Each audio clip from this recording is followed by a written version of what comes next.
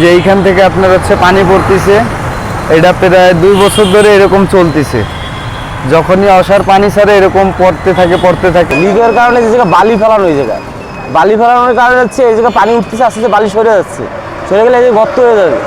গত গেলে একটা দুর্ঘটনার কারণ হইতে পারে। মেলা জায়গা ধরে কিন্তু এই যে পানি উঠতেছে, এই যে অসার লোকজন এসে দেখেও গেছে, কিন্তু তারা কোনো পদক্ষেপ নিল না। কিন্তু এটা দেখবে কারা? ভোগান্তি তো সাধারণ জনগণের। আমাকে ভোগান্তি হচ্ছে, যারা কাজ করে দিয়ে গেছে তো করে দিয়ে চলে গেছে, কিন্তু এই যে ভোগান্তিগুলো, এগুলো আমাকে দুর্ভোগ, চলাচল অসুবিধা। অনেকে পিছলা খাইও পড়ে গেছে এখান থেকে। ছ্যাদলাই দেন, ছ্যাদলা আসছে, ছ্যাদলা ধরে যাচ্ছে পানি যাইতে। যে এইখান থেকে আপনার হচ্ছে পানি পড়তেছে, এটা প্রায় 2 বছর ধরে এরকম চলতেছে।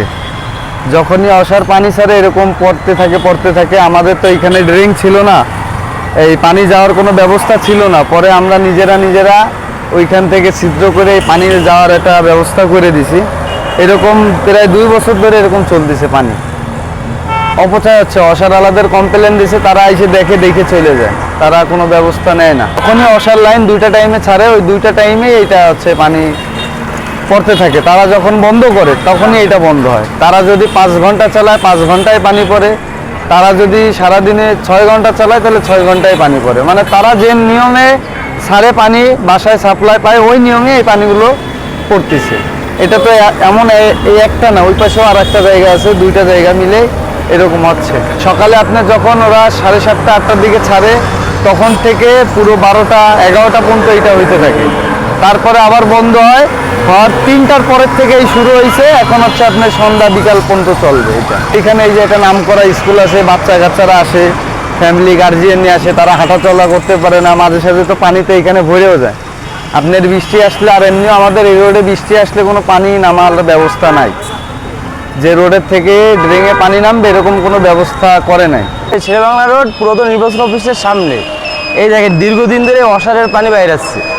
এই জায়গায় আপনার আছে 2টা লাইন আছে, এই বাড়ির লাইন আর এই বাড়ির লাইন।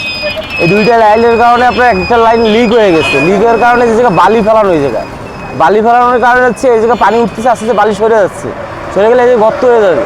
গত গেলে একটা দুর্ঘটনার কারণ হইতে পারে। ড্রাইভে যাবে, এটা ড্রাইভে যাবে। এই যে বালি দেখতেছেন, এই যে কত এই দিক দিয়ে পানি উঠতেছে, এই দেখেন মেলা জায়গা ধরে কিন্তু এই যে পানি উঠতেছে। এই যে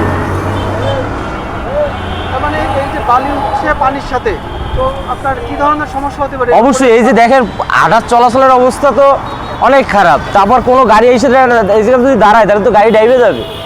তারপর হচ্ছে আপনার দীর্ঘদিন এই আমাকে অসুবিধা হচ্ছে, হাঁটা চলার অসুবিধা হচ্ছে। কিন্তু এই মাঝেও একটা কমপ্লেন দিছিল, কিন্তু তারা কোনো পদক্ষেপ নেয় নাই। অসার লোকজন আইছিল, অসার লোকজন আইসে দেখেও গেছে, কিন্তু তারা কোনো পদক্ষেপ নিল না। কিন্তু এটা দেখবে কারা?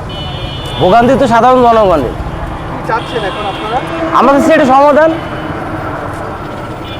এই জায়গা তো লিক হয়েছে, এই জায়গা যদি তারা এসে খুঁজে লিকটা সমাধান করে দেয় তাহলে তো এই জায়গায় পানি আর উঠবে না। এখানের অবস্থা ভাই, এটা তো পাইপ ফেটে গেছে, এটা যাতায়াতের সমস্যা হয় আমাদের। এটা যদি ঠিক করার ব্যবস্থা করা আমাদের জন্য ভালো হয়।